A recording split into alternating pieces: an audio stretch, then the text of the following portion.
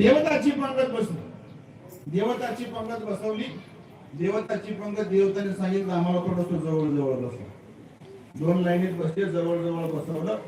त्यांच्या पंक्तीला सगळे पदार्थ वाढून झाले. दोन्ही पंक्तीला पदार्थ वाढले.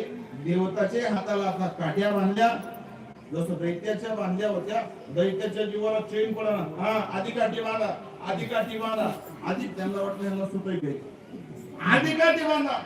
नारद म्हणजे थांबा जरा, दम धरा, वळायचं उद्या. सगळ्याच्या हाताला काठ्या बांधल्या. नारदाने सांगितलं हा कुंडलीकावर हरी विठ्ठल श्री ज्ञानदेव तुमचा आता काम सुरू झाला म्हणजे सुरू. देवताच्या हाताला काठ्या बांधल्या होत्या.